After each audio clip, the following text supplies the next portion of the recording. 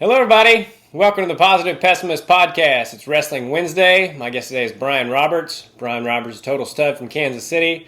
Went to Turner High School. He's a three-time runner-up, and I got third as a freshman. He's a two-time All-American in college. Total stud, and looking forward to talking to him. So let's bring him in. Can you hear me? I can. What's going on, buddy? Not much, man. You? Good. You look like the Godfather sitting there. You're all. Okay. Yeah. You looked like I was getting ready to have a meeting with you to borrow money from you. There you go. Good luck getting that. Yeah. It's good to see you, man. How you been? I'm doing all right. So you're a business owner now, huh? Yeah. Yeah. I have been almost 9 years now. Yeah. What is it that you guys do? We do. I run like transportation. We have wineries here. Okay. So every Saturday and Sunday, we run winery tours. Okay.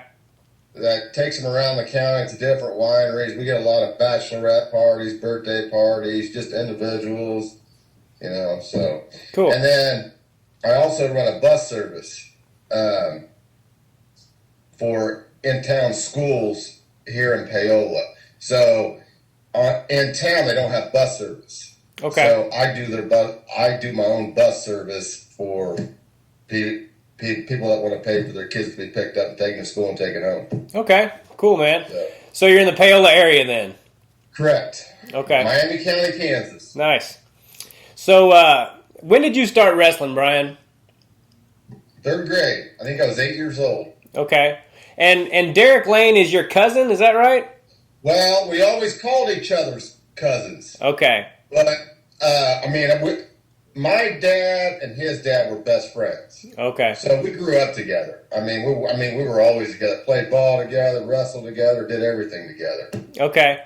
Well, I'm going to ask you a little bit later for some Derek Lane stories, and I've got one that I've been meaning to tell on this podcast for a long time, and I never have. So here in a little while, I will tell you that. Were you good from the start when you started wrestling? Oh no! It took. I was going to tell you a story. It was like my first or second year. It might have been my second year wrestling. It might have been my first. Okay. But I had to wrestle Sonny Five. Oh yeah. And that dude ripped me in two. I just started wrestling.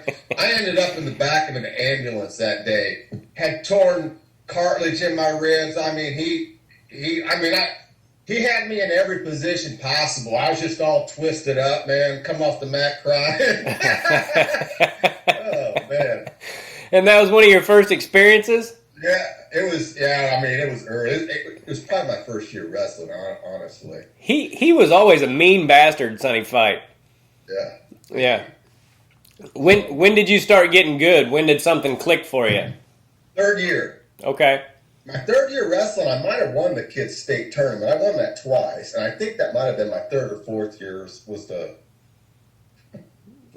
first one.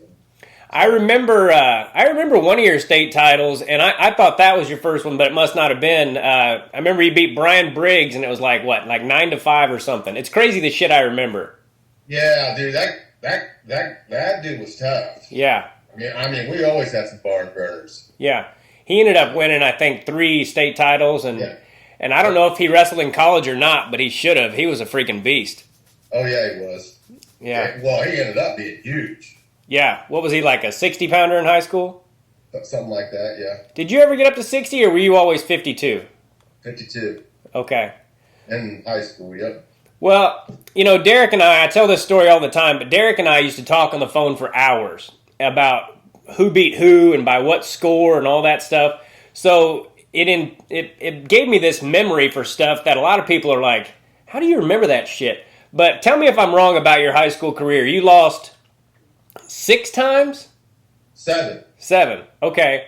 And I know that your freshman year you lost to, was it John Ross and was it Jay Verdict? And then somebody from Arc City. Yep, Jeremy Hernandez. Okay. Was that in the semifinals? Yep.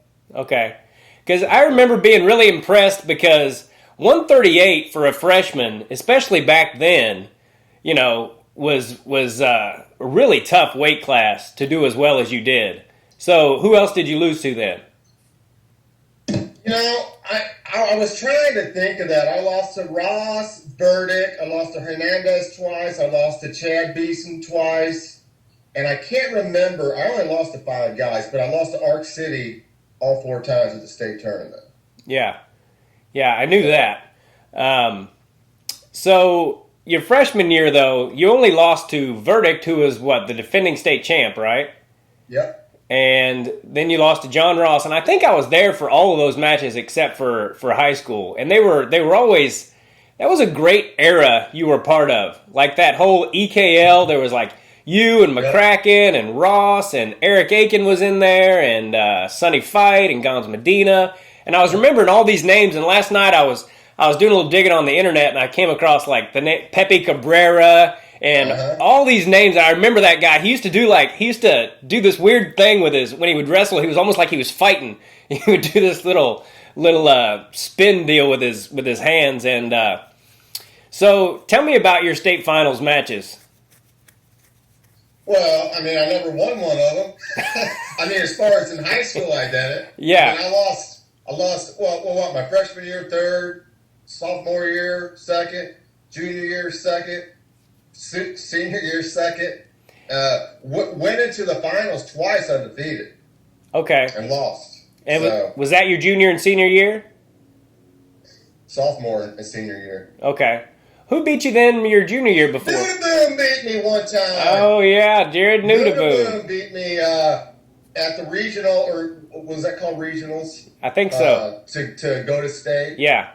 Yeah. He beat me one time. Okay. Tossed me on my back. Yeah. Did he stall it out after that? Yeah, kind of. But, I mean, he had gotten a lot better, though, too. So. Yeah. Well, he was really good when we were kids, too. I remember that name, Nudaboom. What a kick-ass name. Wrestlers always have great names. Have you ever noticed that? I guess. Yeah. Jared Nudaboom. I remember that shit. And then your sophomore year when you were undefeated, tell me this real quick before we get into it. There was a rumor that you drank before one of your state finals. Is that true, or is that just a lie? That's not true. Okay. I never did that. No. Now, my junior senior year,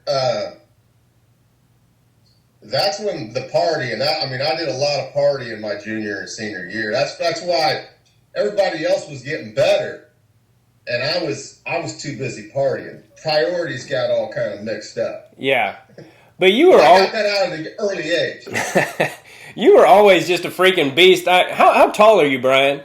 5'7". Okay. Well, when I was a kid, you seemed like you were just this. You seemed like you were just the most compact freaking dude out there, and everybody was kind of scared of you. Like, I remember that, and I know that growing up in Turner, like, they were kind of notorious for, like, fighting people. Is that true? Oh, hell yeah. Yeah. That's what we did. Because when I would go to parties, even in high school or after, in high school and sometimes even in college, I would go to a party in, like, the Turner area, and there was always some guy there that looked like he might want to start shit with you. So I would just, whenever I started talking to people, I'd be like, do you know Brian Roberts? And they'd be like, yeah, we know Brian. And I'd be like, yeah, I used to wrestle with him. And they'd be like, okay, you're cool. It got me out of so many fights just throwing your name around that I knew you. Yeah. You and Pete Hall, do you remember that guy? Oh yeah, Pete. That dude, his first year in kids wrestling, I don't forget how old he was. He won the state tournament. Yeah, I remember that. He was in my brother's brackets. Yeah, that kid was tough. Yeah, he just never. I mean, he just didn't go on. Yeah, I don't think he. I don't think he was much for school, and I think his grades may have got in the way of high school. Is that right? Yep. Yeah. Yep. But he was tougher than hell. I would throw his name around and your name around. Anytime I thought there might be some shit, I'd be like, yeah, I used to wrestle with Brian Roberts. And they would always be like, all right, cool, man. So thank you for that. Do you remember who your toughest competition was when you were a kid? When I was a kid or high school? When you were a kid, was there somebody that you could just never beat? And I don't know about in kids. I mean, usually, when I was in kids wrestling, I did all right. I'll tell you who was pretty good competition. Who, especially in the early years, he always beat me. But that was Matt Biles. Oh yeah. And the last time we wrestled, I think we were both maybe 8th or 9th grade. We were still in kids wrestling, and it was the last time we wrestled. And I mean, we had a barn burner. I mean, it was a great match. He threw me in a headlock. I hip tossed him. I mean, and I won that match 14-13. Oh wow! And I mean, it was a crazy, crazy match. But that was one. But we still always remain friends and stuff. So yeah. Do you have that match on tape somewhere? I don't know. Yeah, I don't know, but that was a good one. Yeah, it'd be cool to come across some of those matches. I remember some of that stuff. So you get to the state finals your sophomore year. You're undefeated. Did you think you were going to win against Arc City, or did you wrestle two different Hernandezes or just one? No. I wrestled Jeremy. Well, I wrestled in both, but in high school it was always Jeremy. And my freshman year, I think it was the semifinals. I mean, he teched me. That was the best high school wrestler I've ever wrestled in my life. Wow. And then my sophomore year, he beat me by 14. Wow. In the finals. He just demolished me. Oh, yeah? He was, that was a different cat right there. I mean, he was good. Yeah. What was it about him that you couldn't do anything against? I don't know. One, he was strong, but I mean, he had an answer to everything you did. It was just, it's like he was basically a college level wrestler at that time. He was basically a man wrestling a boy. Yeah. I mean, that's basically what it was. Yeah. That dude was tough. Well, I remember the score being pretty lopsided and just thinking, how the hell did somebody do that to Brian Roberts? Like, it just blew my kid brain because how old are you? You graduated in what from high school? 91. 91. Okay, so I'm 94. But in my mind, you were always a lot older than me because Derek and I would go to those tournaments. And like I said, even from freshman year, you had some great matches with John Ross. And I think Jay Verdict, the year he made it to the finals. And the year that he beat you, your freshman year, was that the year that he was hurt like the whole season? I think he was like the defending state champ, and he was hurt the whole year. He was hurt. Yeah, exactly. How did he do against Hernandez in the finals then? He get demolished. Yeah, same deal. Yeah. So fast forward to your junior year. You wrestle, who'd you wrestle in the finals then? Mike Beeson. Beeson, okay. Yeah. How did that match go? That was a close match. I don't remember the scores. I don't know, it was like 3 points or something. I mean, it was basically the same score both, or pretty close to both years. Okay. Yeah. I remember, and tell me if I'm wrong, but I seem to remember your senior year against Beeson. You kept picking him up. These beautiful double legs, and you'd pick him up, and every time you took him down, he would do something. He would just land right on his butt and squirrel out of it. Do you remember that? Lock in my crotch. Okay, that's what he would do. I learned how to finish that the very next year. Yeah, but but see, that was at that time, my junior, senior year. I mean, wrestling wasn't the priority. It was partying. Yeah. But, yeah. And you were a really good football player too, right? That was decent. Okay. Decent. But were you a quarterback? Quarterback. Well, I was a quarterback my whole life. I mean, starting as a kid, at 5'7". Yeah. And I was starting quarterback sophomore, junior, and senior year in high school. Okay. Yeah, my sister-in-law, Chastity Rader, do you remember her? She was younger than you by about 3 years, so she was probably a freshman or something. But I was visiting them not too long ago, and she told me that one time you wore a dress to high school. Why did you do that?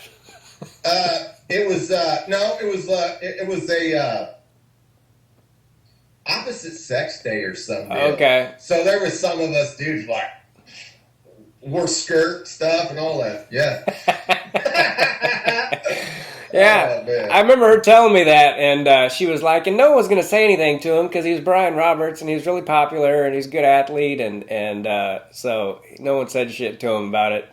And answer me this, because did you guys have like a really good weight program or something at Turner? Because it seems like everybody that I wrestled from there, even if they weren't very good, they were strong as hell.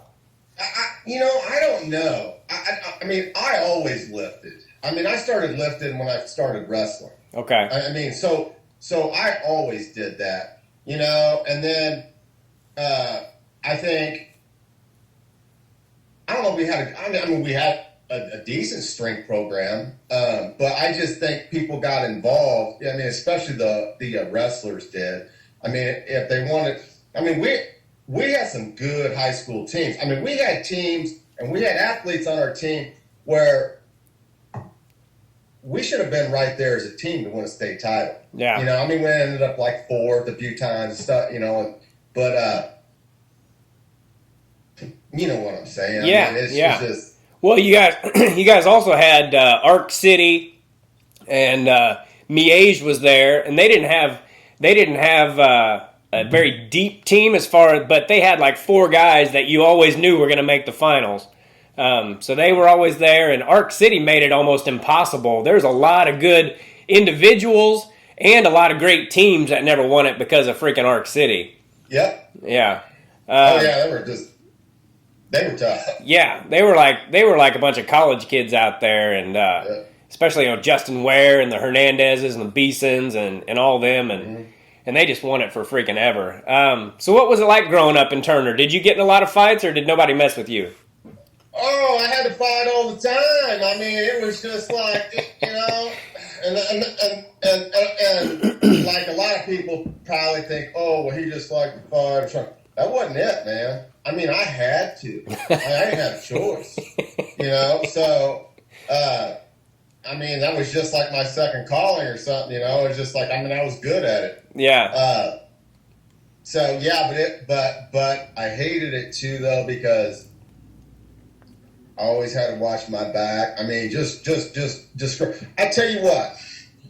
After my senior year, my parents packed my shit up, drove me out to North Carolina, and dropped my ass off because there were 2 things going to happen. I was going to be dead, or I was going to be in prison. One of them. Huh. And that's the God's honest truth. And that was the best thing that probably happened to me, was getting me out of there. I went off to North Carolina to just a community college out there, and I just took a few classes. There was a college there, and they had a wrestling program. I didn't wrestle for I practiced with them. I went to a few open tournaments, but that was when it's just like, all right, I'm going to start wrestling again. So that's when I went to Colby the very next year. Okay. So you didn't take a year off, so you were still wrestling, but you didn't compete for a year. I mean, under a team. Okay. Correct. Did you have family out there? No, I didn't know a person out there. I didn't know anybody. I met some good people, though. That are still some of my very good friends today. But it was Wilkesboro, North Carolina, right at the base of the Appalachian Mountains. Why North Carolina? Why North Carolina? I think it was the furthest place that they could get me. That's a really beautiful state, man, North Carolina. Yeah. Oh, yeah, it is. I love it. Yeah. Yeah, it's awesome. So, I had I actually found, I was cleaning out my shed the other day, and I came across this letter from Colby Community College, and I wish I would have taken it, or I wish I would have at least visited with the guy, because I never even called him or anything. I went to Labette for a couple years, but I didn't even call any of the places that sent me letters, and you and I would have been on the same team, and I kind of regret it, because I would have been on a team with you, and Wade Anderson was there. He was at 34, and yeah. I could have been at 42, and then, you would have been at 50, and I think that may have been pretty good for me. What was it like at Colby? Boring. I mean, there's nothing there. The closest thing to you is Fort Hays, which is an hour and a half away, or go to Denver, which is 3 hours away.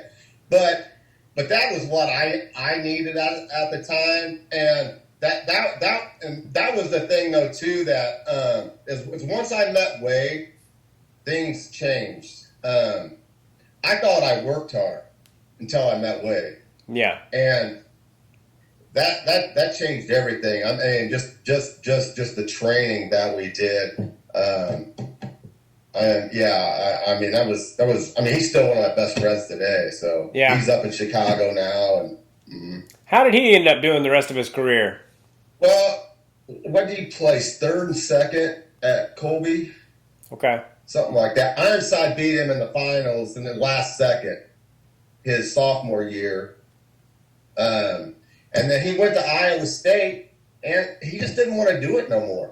He just went to school. He still wrestled here and there. You know, he'd go to opens and practice a little bit, but he just, I mean, I think he was just done. Yeah. So yeah, he just focused on his schoolwork. Yeah, you know, it is what it is, but I really do kind of regret that. That would have been good for me to hang out with you guys and work that hard, because I certainly didn't in college. I just partied and didn't really focus on anything that I should have been doing, but whatever. I wanted to ask you about, or I wanted to tell you the story. I don't know if you remember it, but my first college tournament, I show up and I look at the bracket, and I was a 42 pounder, but I was wrestling 50, and everyone was way bigger than me.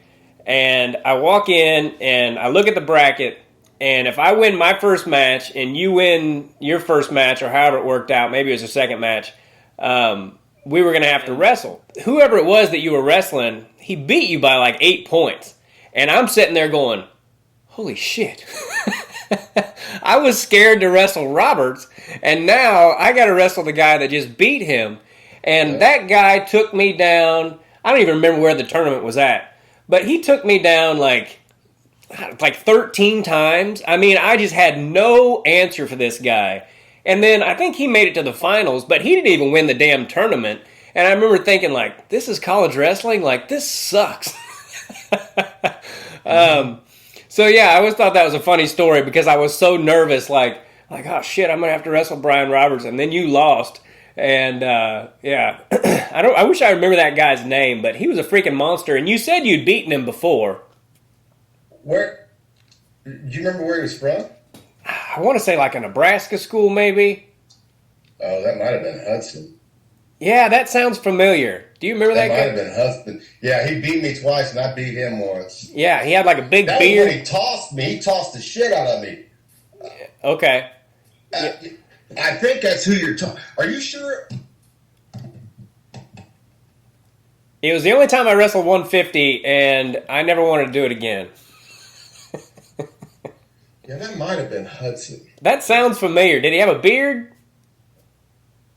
I don't remember that. He was just this big, long dude, and I had no answer for him at all. And even if I could have wrestled with him, I was so mentally, screwed by seeing you get beat by him. But yeah, that was my first experience at a college tournament, which I always thought was really funny. I wanted to ask you too, what was 150 a really tough cut for you? Very tough. Yeah. Well, back in those days too, it's like I can make it today. I mean, I weigh 160 now. But I was a big lifter. I mean, I wanted to be as strong as I could. So I mean, I always had big. I mean, I'd get up to 190 in the off season. Yeah, I remember how big you'd get. So yeah, what did you have to do to make 50? I mean, basically bust your ass. I mean, like we all did. I mean, you don't eat much and you work out. Yeah. Yeah, back then especially. I'm glad they got away from all that crap, because, burned you out. Yeah, it burned me out, and a couple kids died, I believe, in the mid-'90s in like Division I, and that's why they changed all that shit. Yeah, and I've watched a guy on our team make a cut to 142. His name's Kevin Miller. Mentally tough. I mean, just tougher than hell mentally. Yeah. And hell, he's probably 5'10", and and he made that cut to 42. I mean, he had to do it for the team. It was my senior year, and he was a senior, and I wasn't sure if he was going to make it through it. Yeah. I mean, that's how worried I was about him. Yeah. But just watch this, like, damn, man. You know, when you think the cuts that you made were bad until you watch something like that, it's like, God, yeah, damn, man. Yeah, yeah. What? So tell me about your college career then. Your freshman, sophomore, junior, senior year. Well, my freshman year at Colby, I was in the blood rounds, and I had the returning national champion. His name was Homer Moore from Phoenix, and I got beat in sudden death or what they call it. You know, when I got rode out at the end. Okay. So I lost that match and got beat out of the tournament, and that absolutely crushed me. I mean, absolutely, I was devastated. I mean, even if I would have placed 8th, I would have felt better, you know, because at least you're on the podium. Yeah. And then 2 weeks after that, I go back to Kansas City for spring break. I get stabbed a bunch of times. End up, you know, I'm in critical condition for 3 days, in the hospital for 8. I mean, that about killed me. I ran into a gang. I didn't back down. They had guns and knives, and I had this. I didn't back down. I fought, and they damn near killed me. Yeah. So 2 weeks after that, I was already training again. I mean, I got right back into training. My scars started opening up, so I had to back off that for a while. And then 6 months after I got stabbed, I blew my knee out. Wade and I were wrestling. It was preseason. I think it was in September. And I blew my knee out. So drove out to Colorado. And I still remember driving back because Coach Lampy actually drove me out there. I remember just come back. He said, you know, your season's over. And I couldn't comprehend that. I'm like, there's no goddamn way they can't take a freaking metal rod or wire and wire that fucking knee together. I couldn't understand that. But that's the way it was. I mean, I was done. So I was done basically wrestling. I mean, I got some wrestling in, but I had to wait a whole nother year. I had already graduated from Colby. So I was at Colby 2 years. I graduated. I had nowhere to go. Huh. Well, Wade was coming back to Colby. Had nowhere to go. School was going to be free. I mean, I'm like, well, I'll just go back and take classes. But my whole deal was I didn't want to leave that school also with not having my name up on that board. I mean, that's just, I couldn't do it. And so I set out my second year, graduated, went back another year, and then I placed 4th that year at the national tournament. And then how I got to Wartburg was Wade. I would go back to Waterloo, and I met Jim Miller. We'd work out, and he just started recruiting me. And so, I mean, so I ended up going to Wartburg. The first year we were there, or the first year I was there, was the first national title that Wartburg's ever won. Oh, cool. I didn't place in a national. I mean, I was hurt pretty much off and on the whole year. I was having serious neck problems. I mean, I still got nerve damage through my neck and down my arms and all that stuff. Again, just devastated. I mean, the first match of the tournament, I did my neck again. I mean, I was pretty much done. I tried to wrestle, but I couldn't even pick my right arm up. I mean, I really wouldn't even pick up. So basically, you're wrestling with one arm. Didn't work. Absolutely devastated. Yeah. Completely. So I went back my senior year. Millboy would only let me wrestle. He would only allow me on the mat 2 to 3 days per week. I mean, That was it, and I was fine with that. Yeah, I'd go in and drill on other days. You know, he let me drill, but going live was only two. I think I was only able to go live 2 days a week. That's all he would allow me to do. He would allow me to drill. So I mean, that's how I stayed healthy. But also, I bumped up a weight. I went from 50 to 58, so I wasn't cutting so much weight. And then I ended up third that year at nationals. Got beaten in the semifinals by a point. He won the national tournament, and then I came back and got third. So okay. Was that how did they do like scholarships and that kind of stuff in D3? They got grants and stuff like that. Okay. It's not really called a scholarship. Right. Okay. So you kind of glossed over that, but it reminded me of that happening when you got stabbed. How did that come about? Ran into a gang at a 7-Eleven when the cops should have already been called way before then. You just happened to show up and they started shit with you? Pretty much, yeah. Huh. And they were out to kill somebody. Nobody knew who they were. Nobody still today knows who they were. They came from. The only thing I can understand is that maybe it was a gang initiation type deal, but they were out. They were out to kill some. Like, two of my friends got shot, and then I dodged. I thought I was shot, but I dodged it was point blank. Wow. But they were already stabbing me. I was already stabbed up. They were stabbing the shit out of me. Damn. And then when I got up to take off, because I had the dude down to pull the gun on me. I had him down on the ground. I had the gun turned on him. But I couldn't pull the trigger. I don't know. But I heard gunshots just going off everywhere. So I'm like, I got to get the hell out of here. So I let go of the gun, and the son of a bitch turned it right back on me, and he pulled the trigger. I did like that. Man. And so I'm going to run, and as soon as I start to run, this cocksucker takes a bar just right across my chin. I'm busted up. Thought he broke my jaw. I get to the truck. I managed to get to the truck, and I just dropped. I couldn't breathe.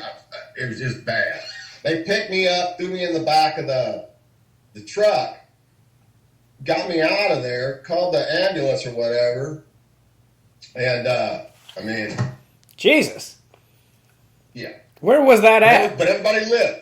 Turner. Okay. Damn. Yeah, I remember it was people loved to, I know it wasn't Turner guys necessarily, but I remember taking it, my parents moved, my mom moved over in the Turner area. Like if I was in high school, I would have went to school there. It was off Metropolitan. And I remember jogging at the, like this little park next to her house, and these guys pulling up and just being like, "You ain't from Turner, are you, pussy?" Just trying to take a jog, man. Speaking of going back to Turner, what kind of teammate was Ryan McCracken? He was good. Ryan and I were best friends all through high school. Yeah. Ryan was Ryan was the best athlete in our school. Oh, really? I just wish that he was 6. If he was 6 foot, that dude would have been in the NFL. Oh, wow. Really? That kid was an athlete. Yeah. He didn't start wrestling until he was a freshman. Huh. I didn't know that. So, and he got, second and third? Yeah. Yeah. Yeah, he had some great matches with Andy Ross. And, dude, that EKL was badass. The finals at EKL back in the day was freaking awesome. There would always be just stud after stud wrestling each other. I remember that shit. Yeah. Yep. And Aiken kind of stood out. Aiken stood out more than anybody, though. Yeah. Well, yeah, because you didn't wrestle much freestyle, did you? Well, that's the thing. I did until my sophomore year. And the partying, that's when just priorities were messed up. I started drinking, partying all the time. Yeah. So, everybody's wrestling freestyle when I was doing it. That's what I always did too. Yeah. Until those last few years, and I just I ain't doing it. Started partying. Yeah. What kind of coach was Lampy? He's a pretty good coach. Yeah. Good dude. Yeah. Oh yeah, he's a real good guy. Okay. Yeah, I always kind of regretted not hooking up with that guy.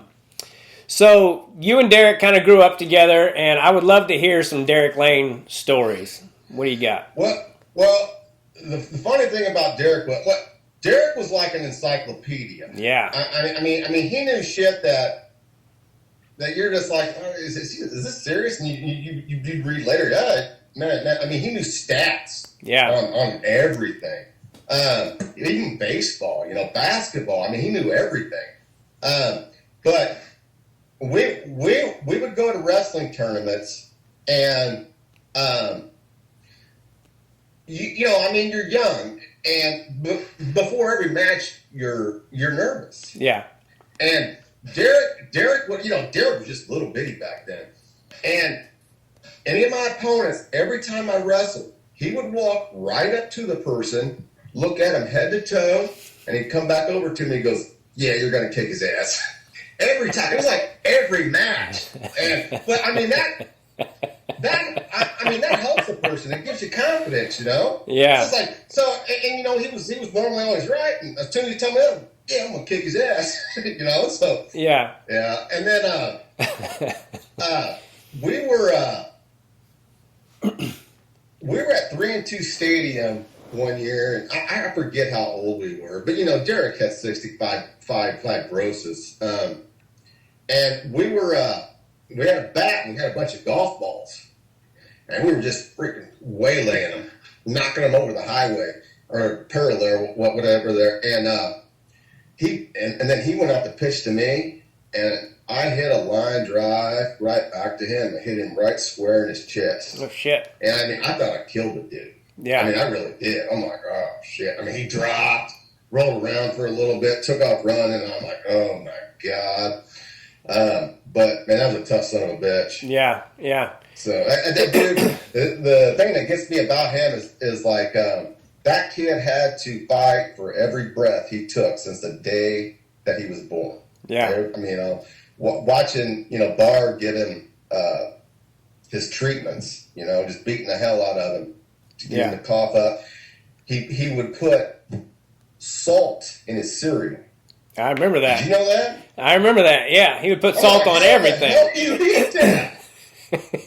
Why did he do that? Why did he have to, did he just like it? Yeah, he had to have it. Okay. And like sometimes when he sweat, I mean, it'd even be crystals that he'd sweat out.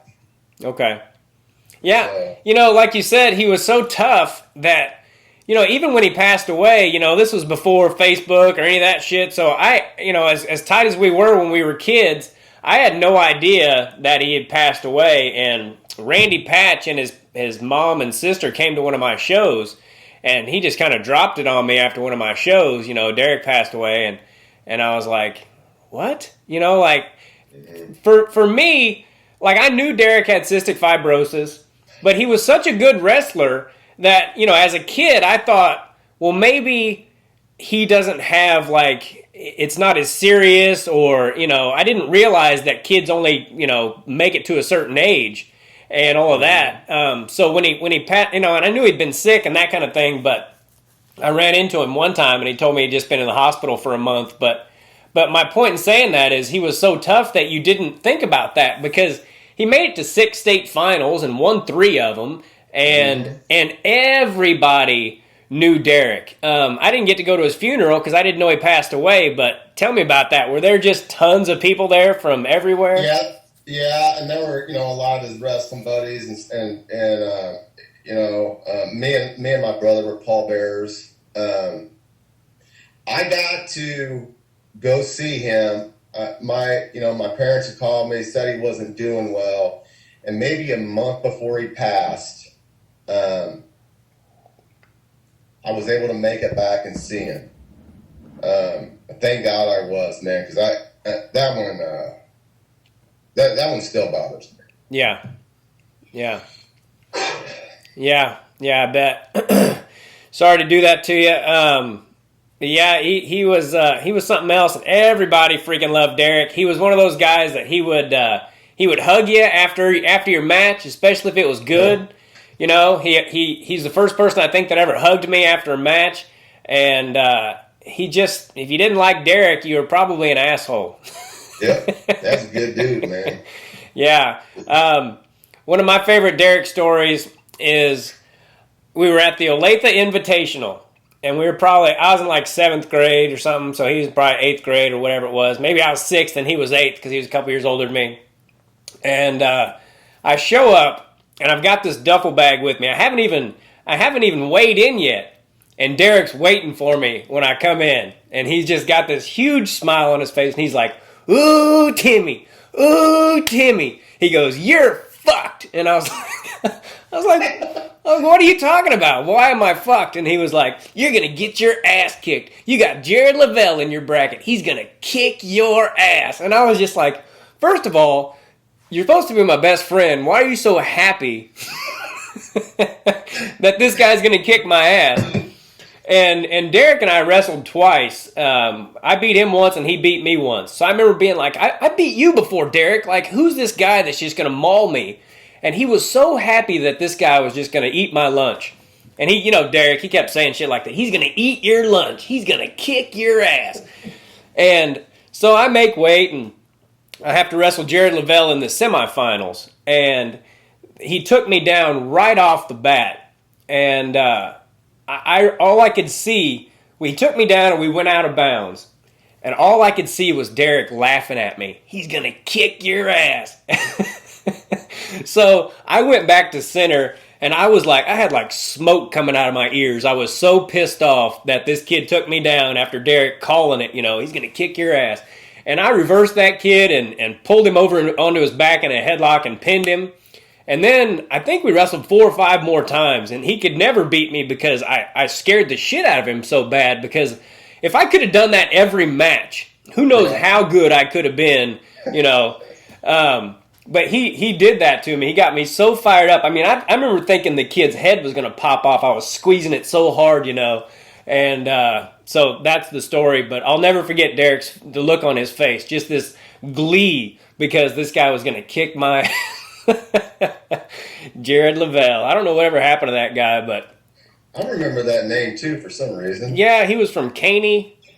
He was on the same team as like Tony Rogers. Do you remember that name? I don't remember that name. Okay. Well, he was on one of those teams just when we were kids. I think he was a real good football player too. I don't know how he did in high school, if he went on to college or anything, but that's one of the things I remember about that. What was the hardest loss you think you've ever taken in your career? I don't know. I've had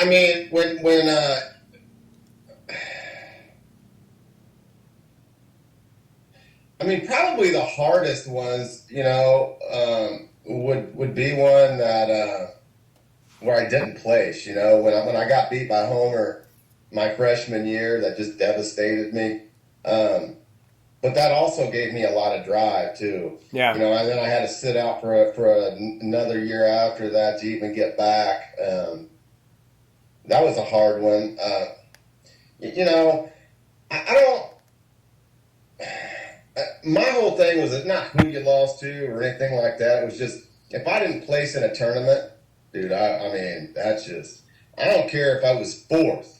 At least I got up on the podium, especially in college. In high school, it's different. You want to win it. And, but I would say just those 2 national tournaments that I didn't place in was absolutely devastating. Yeah. Absolutely devastating to me. How did that other national tournament go that you didn't place in? At Wartburg, my junior year? Oh, okay. That's the one where I was so hurt that year with my neck and everything else. I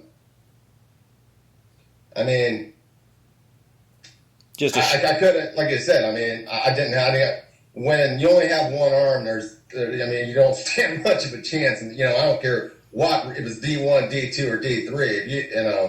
If you're hurt like that and you don't come with your A game, you're going to get beat. Yeah. Yeah, college is tough at every freaking level. And, it's especially, I feel like junior college gets kind of discounted sometimes. And, that's tough. Dude, there is a lot of talent in junior college, especially that first semester. We would have guys from like Oklahoma that should have been wrestling D1 somewhere, but they were they couldn't get their grades right. We had one guy that took Comp 1 6 times, and I'm like, Jesus, dude, it's English. you know, but he just couldn't pass it. But on a wrestling mat, I was like, holy shit, this guy is good. Yeah. Yeah. Well, that's like, I read one of your well, I'll read all of them, but one time you were talking about your brother, and he entered an open tournament, and he damn near beat the national champion or something like that. I remember a guy by the name of Sean Scarborough. He's from West Waterloo as well. He do the same thing, man. Him and you remember Raphael? He won like 2 titles at Nebraska Omaha. Raphael something. He was tough. I mean, this dude would just, without practice, just go out and enter these tournaments, and him and Raphael would just, battle. And this dude's a national tournament. And then Sean's like, I don't really want to go to school, or I don't really want to wrestle for a crook. But that dude was an animal. Yeah. It's just amazing how many people walking out there that's just like, man, dude, you could have. There's no telling what you could have done. Yeah, no kidding. I totally forgot what I was going to ask you now. Do you have a favorite victory of all time? And you won a lot of matches, so that's probably hard to answer, but a favorite victory, man. I would say my senior year, walking off, I beat a guy by the name of Dan O'Cone from New Jersey. He had placed second in the national tournament two years prior. We were both seniors that year. I bumped up a weight, and I had him in the quarters. I came in, I got an ace seed in the national tournament. So in the quarterfinals, I had to wrestle the number 1 seed. I beat him in overtime. I took him down in overtime to win that match. And then I got beat in the semifinals. And then I came back, and I had to wrestle him again for 3rd and 4th. And, it's another wing. And the kid was tough. He was tougher than hell. And then I beat him again, but just to walk off the mat with a 3rd place, you win your last match. Some people, they might not be satisfied with it. Well, I didn't want. It is what it is, man. I walked off the mat and I won my last match. Yeah, that's a lot better than taking 8th place or something, and Yeah. But what I never understood was that I was a backside wrestler. I may have got beat on the front side, but I ain't getting beat again. That was all my mentality. You have to kill me to beat me in the backside. It's like, I'm not getting beat out of this tournament. There's no way in hell. Yeah. That was always my mentality. So the year that you got 4th, were you super pissed? I had a defending national the defending national champion. Yeah, I was pissed, and I was winning the match, and I got taken down in the last 5 seconds to lose the match. Oh wow! So yeah, that'll piss you off. All you had 5 seconds. 5 seconds. Yeah. So. Yeah, I've lost matches like that too before. It freaking sucks. Do you have any regrets? Is there anything you would have done differently if you could do it over again? One thing, I thought about that.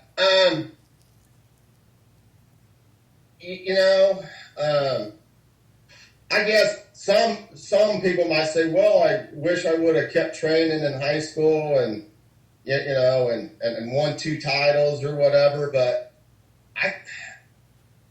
I'm also glad that I got that partying out of the way. Okay. And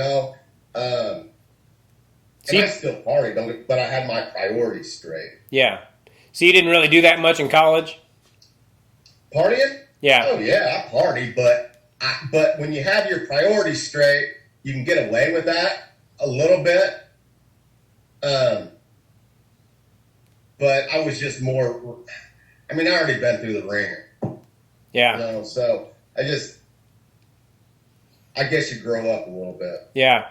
Do you know are there any other because you've got, in my eyes, and I don't mean this as a knock at all, but you're probably the best guy from Kansas that never won a state title, because you could have won, three at least. In any other, like you said, you were wrestling guys that in college, some of those guys from Arc City were like, or in high school, some of those guys were already like college wrestlers. Do you know if there's any other guys that were 3-time runner-ups? I don't. Okay. Yeah. I don't. Yeah. And, you had some amazing freaking seasons, and, to only lose 5 or 6 times in high school is pretty freaking awesome accomplishment. Switching gears a little bit, and I can't talk too much about this stuff because they will yank my YouTube shit down. Does it drive you crazy, some of the things that are going on in the country right now? I mean, I feel like I already know the answer to this, but... Almost stupid, isn't it? Yeah. There's some things you just want to go, why do these facts not matter to so many people? You know? Yeah, I know. What's your biggest pet peeve about all of it?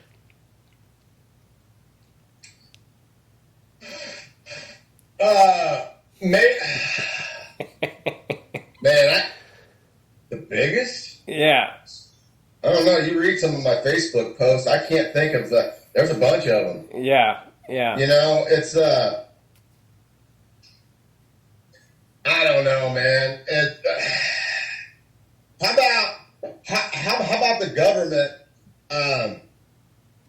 talking to people about being more being healthy and maybe getting a little bit of exercise in and eating right. Yeah. They don't talk about it. What they want to do is they want to push these drugs on you. Here, take this, take this, take this. Yeah. Yeah.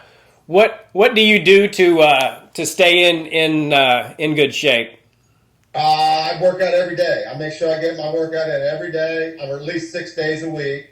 I still do my air dive, elliptical. I can't run anymore. I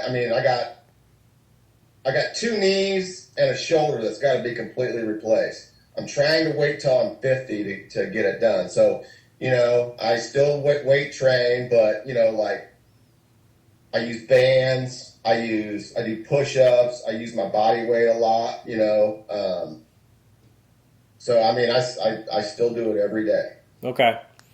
Yeah, I'm the same way. And in a lot of ways, I'm 46 now, and in a lot of ways, I'm healthier and in better shape than when I was 26.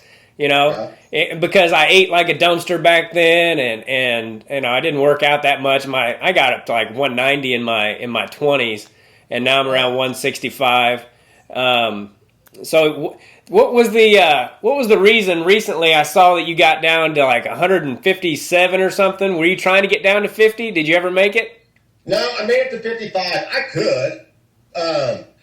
My girlfriend kind of got mad at me for cutting that much weight, but I only weighed about 175. Okay. Anyway, and I have intestinal problems from getting knifed up. Yeah. I don't have a gallbladder. My intestines were cut up, and so I have problems. So I have to watch what I eat. Okay. So I ended up I was weighing 175, which I'm not fat at 175, believe you me. But, and then I got down to about 165, and I'm like, you know what?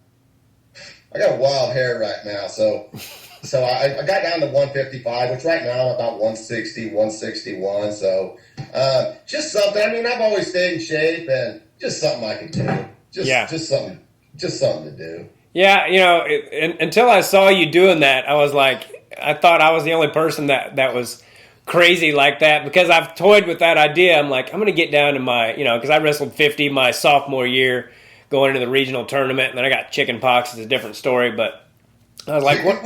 I got chicken pox the week of the regional tournament. I was walking.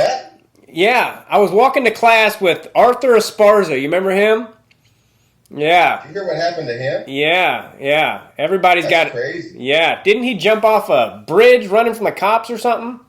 I think he got in a fight with his girlfriend. He drove on one of the bridges across I-35 and jumped off in front of the semi truck. Oh, so he did it on purpose. He wasn't running from the cops. Oh no, he committed suicide. Okay. They said they picked his body up for like miles down the road. Oh, wow. Yeah, that dude, good dude, but he was crazy. Yeah. Well, in college, he used to eat he would eat acid like it was M&M's. I mean, just like 10 hits of it, and you can't do that. No, not unless you want to be messed up for the rest of your life. Yeah, and like you said, you don't care. Yeah, like you said, good dude, and man, but he was gross, dude. He would come into our apartment, and we'd have like dirty dishes in the sink, and he'd get a fork that had like shit crusted to it still, and just eat with it. And you'd be like, Arthur, are you gonna wash that, dude? And he'd be like, what? It's fun. He was just a disgusting individual. But yeah, he was out at Colby. Yeah, he was. Did he go to Labette first or second then? I think he was at Colby first. Okay. Yeah, and then he ended up at Labette. But yeah, he was a different breed of cat. I remember him trying to cut down to 118, and I think somebody got him some steroids sometime, and he wasn't like doing them right. He was he was like drinking and smoking pot on top of taking his steroids, and he was. Yeah, he was a different breed of cat. Artie Esparza. You got chicken pox before the regional. How in the? That's crazy. Yeah, I know. I was walking to class with Arthur, and I was like, "Dude, I don't feel well. Do I look?" And he goes, "You don't look good." And I was real pale, and yeah, I got freaking chicken pox and didn't get to go to the regional tournament my sophomore year. And that was kind of the straw that broke the camel's back for me. Like, I cut all that weight, and I was ready for regionals to see how I could do, and I had beaten a couple of the guys that ended up All-American that year, and I'm not saying I would have been an All-American, but I don't know. And it just, after that, I was just done. I went to K-State, but shit, I just paid off my student loans like a couple of years ago for 2 years of school. I'm like, fuck, I should have just wrestled for 2 more years, going on to Fort Hays State or somewhere. I had a few offers here and there, and I didn't take any of them. So, yeah, we've all got our story. So you won at your senior year. Yeah. So did you only win it once then? Yeah. Well, I really only wrestled my junior and senior year of high school. I mean, I wrestled my freshman year, but I broke my hand. And then my sophomore year, I had some problems with my coaches, and I cut too much weight, and I ended up quitting like a dumbass. And then I placed my junior year, I got 6th, and then my senior year, I went undefeated. So, and I really didn't plan on wrestling in college, and I just realized that if I wanted to go to school, that was about the only way I was going to be able to. Yeah. But my heart was never into it, and I never quit partying. I never let myself get in the right shape, and college is too tough to not do that shit. So. Oh yeah, I mean, you see state champs all the time that go into college, and they ain't. Yeah. You gotta have it here, and you gotta want it, and you better bust your ass if you want to be any good, and that's on all the levels. Yeah. It's just a different. That shit's just different, man. Yeah. And there was always guys too on my college team that some of them were 2 or 3 time state champs, but then they get to college and they get their ass kicked, and mentally they couldn't deal with it because when you're used to winning all the time, that it really messes with you mentally, and some of those guys could just never come back from it. So it seemed like there was a lot of guys that did well in college who. They had good high school careers, but they'd get like 3rd or something, or they'd be placers, but they'd never won it or anything, and then they got there and they could keep climbing it. And it takes a special person to be like elite in high school and then go and get your ass kicked a few times. Because there was guys on my college team, I remember, especially from Oklahoma, being like, I can't score a point on this motherfucker. Just like hips of steel, and couple guys in particular from Oklahoma that were like that on my team, and yeah, but yeah, that was a great freaking era you were a part of. Yeah, I sure thought so. So still do. Yeah, man. Well, I'll let you get out of here, but I really enjoyed talking to you, dude. I always looked up to you from afar, and and all that stuff. So what were you getting ready to I say? appreciate that. Yeah. Now, do you just travel all over the nation, or do you get to travel the world with your comedy? I've been to Ireland and Korea and Canada, and I've worked in 43 states, 44 states. So, Okay. yeah, all over the country. And then when did you start doing that? Like, I was in college, and I was going to be a teacher and a wrestling coach because I didn't know what else to do. And before we entered the school of education, the final step to become a teacher, like student teaching and all that shit, mm-hmm. I went and did this teacher aiding thing, and it was like these middle school kids, and I realized, like, I don't want to be a teacher. I don't even like kids that much, Mm-hmm. And so then I started having all this anxiety, like, well, what the hell am I going to do? What am I going to do? And then I went to a friend's house, and she's like, you got to listen to this CD. It was Bill Hicks. I don't know if you've ever heard of him, but he was really brilliant comic. He died at like 32 back in He actually died on February 26, 1994, which was my senior year of high school. The same day I won state, the guy that I ended up idolizing as a comedian died on the same day, which I always thought was kind of weird. But so I listened to this CD, and on the way home, I thought to myself, that was the funniest guy I've ever heard, and I've never heard of him. So I could do stand-up comedy for a living, even if I never got famous, And so for the first time in a long time, I was excited about my future.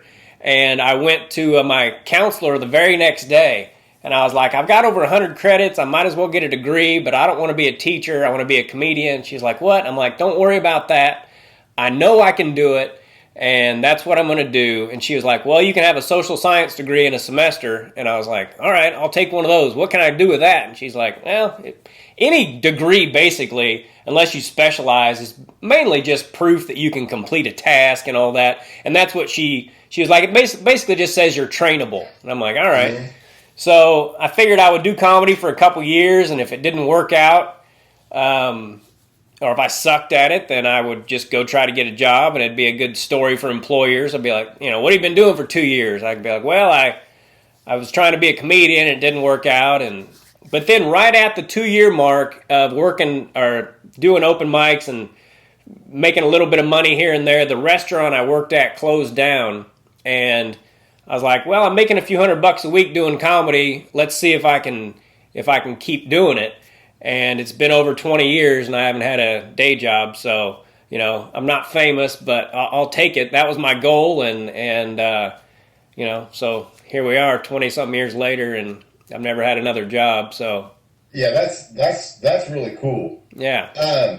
So where are you living at now?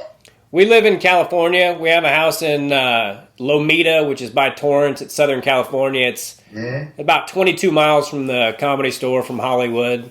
But I haven't been down there much lately. I went down last week. I had a spot at the Comedy Store, but I don't miss living down there at all. Where I live is kind of normal. More normal people and that kind of thing, and not so many Hollywood types and all that kind of stuff. But we're gonna be here for a little while. But I would rather my boy grow up somewhere else. I certainly don't want him to going to school out here unless we can afford private school or homeschooling, which I wasn't that good in school my own self. I don't. Well, you gotta I mean, as far as your stance, like politically, and it aligns much with mine as well. That's kind of a messed up state to be living in, isn't it? Yeah, well, you know what? I meet more people all the time who do think the way we do, and I think that one of the biggest problems in this country is the media and how full of shit they are. I mean, they lie about so many things, and I'll be honest with you, Brian, I never gave a crap about politics either way, and I guess at one point I probably leaned more towards the Democratic side of it, mainly because I didn't really understand any of it. And the older you get, and then you get a house, and you start to see how the world works, and you're like, oh. So what really got me was realizing how full of shit they all are and what a lie they're selling people. That's what drives me so crazy, is the flat out lies they're telling people. And then pushing an agenda. Yeah, absolutely. And you dig into some things and you're like, well, he didn't say that at all. You know, and they'll print these stories and they'll be like, 6 unnamed sources. And I'm like, that means they made that shit up. Yep. But they say it a lot loud enough and long enough, and people are like, oh, well, that's what happened. He called all, you know, like speaking of Trump, they're like, he called anyone who died in a war a sucker and a loser. And I'm like, no, he didn't. That's just some shit they made up. But the people that hate him can't see past it, and dude, it drives me crazy, you know. And I know. I didn't like Trump when he first came onto the scene. I was like, this guy's a jackass, blah blah blah. And then I started realizing that the reason so many people hate him is because they're just lied to, and people don't look into anything, and they just believe it, and it drives me crazy. He just turns so, and I know the media did a lot of it, but I think he did a lot of it himself as well. Sure. Because there were just times where he should have just shut up. Shut up, dude. Yeah. I mean, I get what you're saying. I understand what you're saying, but there comes a time when you have to shut up. Yeah. You know? Yeah. And he couldn't do it. Yeah. Yeah. Which, you know, that's kind of the thing about him that people can't stand, but it's also kind of the good thing as far as like, well, you know where you stand with that guy. You know, he's not a politician, so he doesn't say things in a way that you just want to go, man, just be more of a politician, but he can't because that's not who he is. But if he could have been a little bit more, like you said, because like you even a little bit, yeah, just a little bit, and because you know they're going to run with everything you say and make you look like an asshole, like the whole find people on both sides comment. You know, I knew when it happened, I was like, I knew what you meant there, but you're fucked. Yeah. So yeah, what were you getting ready to say? No, I was just agreeing with you. Yeah. I mean, I get it. It's yeah. Well, but yeah, I don't know where we're going now. Man, but I just hope people start standing up and realizing some shit. So yeah, but it hasn't happened yet. Yeah. Well, there's you know, depending on who you believe, and I don't want to get my thing yanked down, but there's a lot of things going on behind the scenes that people aren't aware of and that the media doesn't talk about. And, you know, going all the way back to 9/11, not to get into that and make this about this, but if you start looking into that, you're like, well, I'm not saying I know who did it, but the official story of that day is a crock of shit. And once you start really digging into it, it'll almost drive you crazy. Because then you get excited. I get excited about certain things. I'm like, hey, did you know this? Did you know this? And what I've discovered is a lot of people don't want to hear it. They're like, you know, they don't want to know. They don't want to know that shit. So it's frustrating, but I hope it all comes to light. And my little brother who passed away on Easter Sunday was the first person that brought that up to me about 9/11. And I have to remind myself how I felt when he first brought up that subject to me, because I remember being almost kind of offended, you know, like they wouldn't do that and blah, blah, blah. Yeah. But now that I've looked into some things, dude, we'll talk more about it off this podcast, but there's a lot of things in this country that people just, Americans, I feel like don't want, we've had it so good for so long that we've become so lazy and complacent, and we don't think that kind of stuff can happen here, but it's happening. It is. and it has Absolutely for a long time. I think I commented on one of your posts the other day. I was like, they've been lying to us for a long time. Yep. And people just find ways to justify it, but I hope it all comes out. See, that's like that whole COVID deal is like, you know, they're saying, oh, well, it wasn't here until this time, and then and now they're going back, and well, it could have been here earlier. Dude, I'm telling you, December of 2019, I had something that I've never, ever had before. Yep. I was sick for an entire month. And I mean, I got no better. It was just like, and I didn't know what to do. I didn't go to a doctor. And my girlfriend was sick with the same shit. And I had kids on my bus, and all my kids were sick, and they're just like, God damn. Well, I ended up losing like 20 pounds. I mean, I went through inhaler after inhaler after inhaler. Never went to the doctor, but I was just like, what was that? What was it? I mean, my lungs were like they were on fire. I couldn't breathe. It was like, so all the symptoms were just like the symptoms you guys are talking about. And I had it back in December. What the fuck did I have? Yeah. What the fuck was it? Well, I would almost bet that you had it, and because I had the same thing. I started, it was probably around the same time, December of 2019. I started getting where I had this real bad cough. Mm-hmm. And it was almost sounded like the croup when you're a kid, you know. It was awful. And did anything come up? Not really, no. But it sounded awful. You know, it sounded like I had a chest full of mucus. And to this day, like, I have to drink, like, I have to eat this stuff called Manuka honey because my throat gets so, you know, like, I just can't clear it. And I finally have to drink this Manuka honey and, like, some hot water and it'll go away. But I can almost always feel it, and sometimes it's real bad where I'm just constantly clearing my throat. And I was the same way. I was sick for about a month, and then I finally went to the doctor, and they told me I had walking pneumonia, and they gave me something that, like steroids, and it didn't do shit for it. And then I went back again, and they gave me a shot or something. I don't remember how it worked out. It's been a couple years, but it finally got better. But my wife was the same way. She got bronchitis. And she doesn't smoke. She never has. She's never had bronchitis, which is kind of a seasonal. It's something people get all the time. If you get it, she got that around the same time. And like you said, I was sick in a way that I had never been sick, to where I finally had to go to the doctor and be like, "What is wrong with me?" And this was before they knew about, you know, COVID and all that shit. And my little boy had a cough for a good month, you know. He was only like a year old at the time, and he was coughing. And, you know, we're all fine now. But, yeah, it was around for a lot longer than until the media started pushing it. Yep. And I'll tell you what I did. I mean, I was sick the whole month of December, and I'm finally, it was like after Christmas or something, and I'm like, I don't know what. So I went to Walmart. Because I was still working out every day. Now, my workouts weren't worth a fuck, but I was still moving. I was still working my lungs.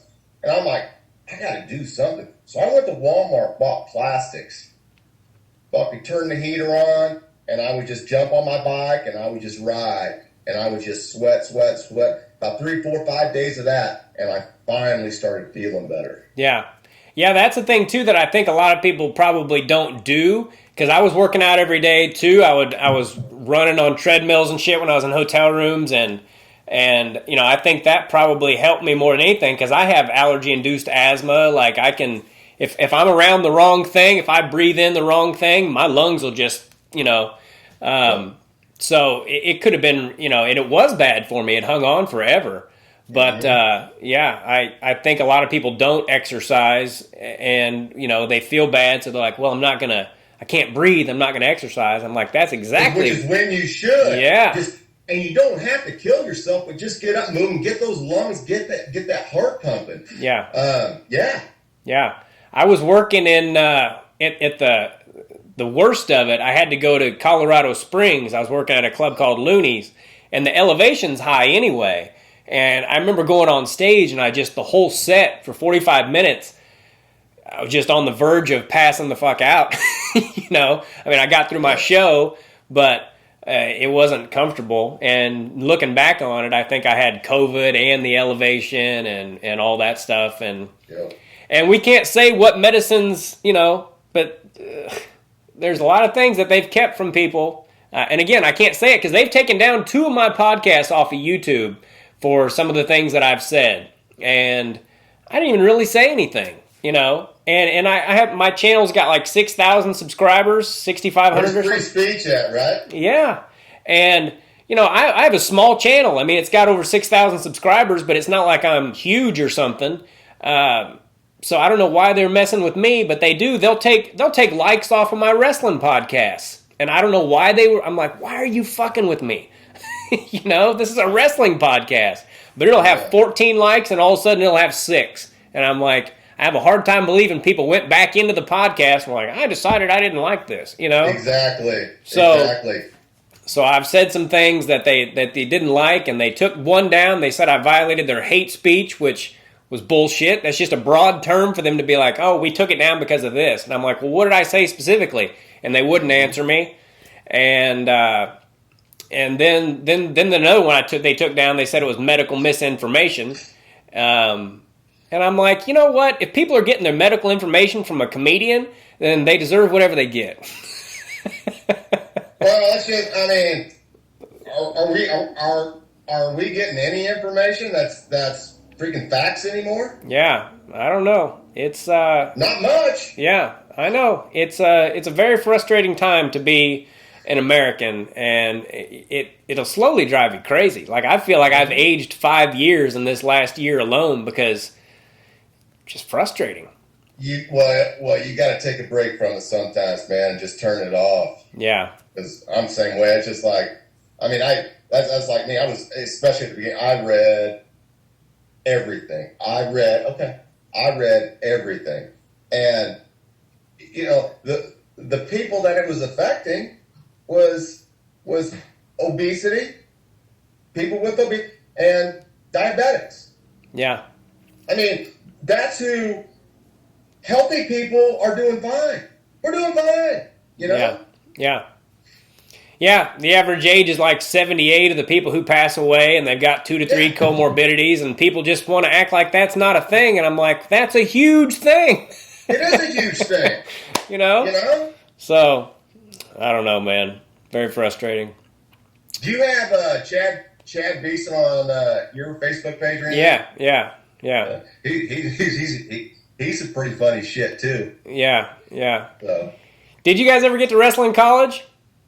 No, he went to Central Oklahoma, didn't he? I don't know. I think that's where he was at. I don't think he ever placed or anything there. I think he did okay. But he was freaking tough, though, huh? Oh, yeah. Yeah, he was good. But, I teched him in freestyle. Oh, he did? Yeah. But that was, before my partying days started. Yeah.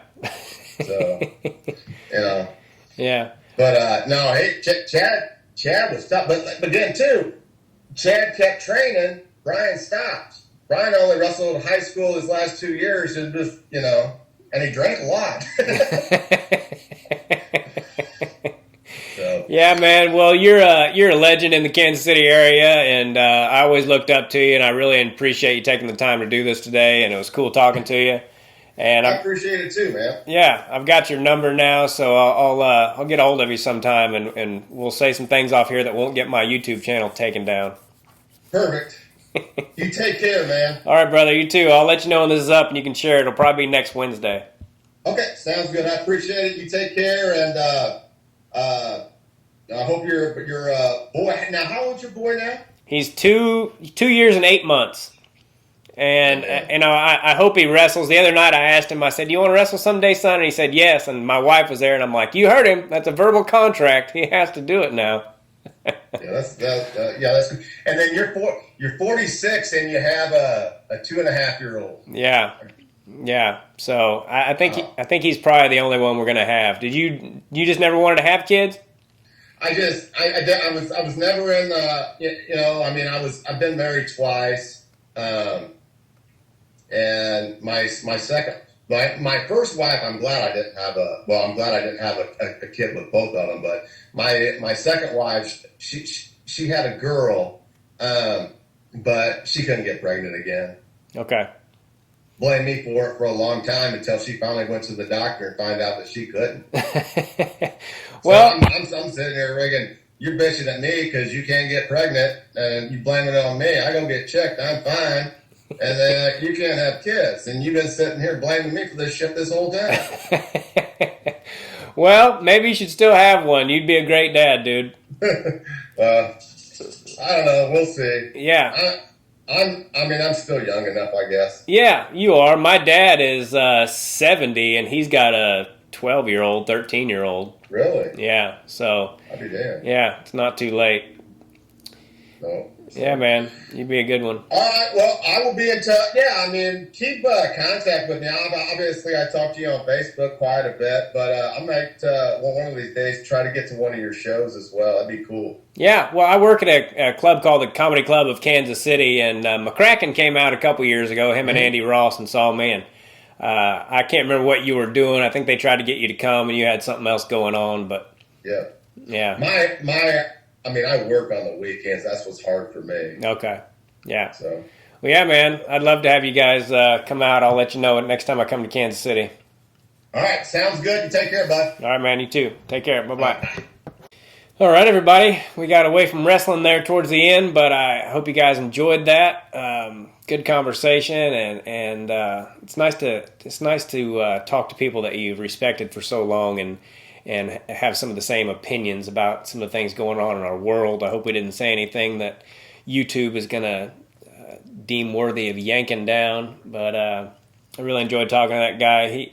I don't know if I expressed fully how much I looked up to him, and a lot of it was because of Derek, and he was just a freaking stud, man. Brian Roberts back in the day was just a freaking man, a man among boys in a lot of regards. Just yoked, just freaking. That guy was badass, and really enjoyed the hell out of talking to him. And it's so cool for me to become friends with some of these people that I looked up to and have looked up to forever. And so, hope you guys enjoyed that. And I also wanted to say something real quick about my own dad.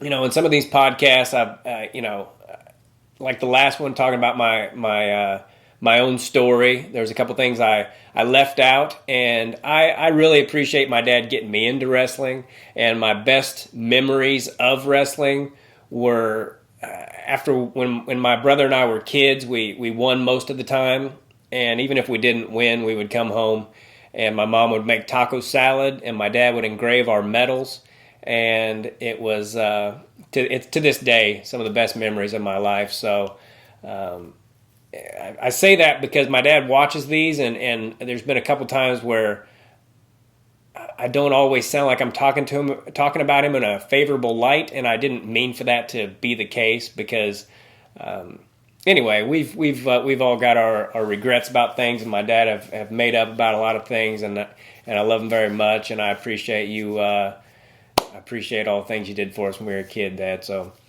God bless all of you. Make sure you go to makingithappen.com, MACAN ithappen.com. Help out little Bo Macon. My website is timgaithercomedy.com. It's got all my social media links if you want to follow me. Make sure you subscribe to the channel, and God bless all of you. Thanks so much. Take care. Bye. Do us both a favor and click on that subscribe button.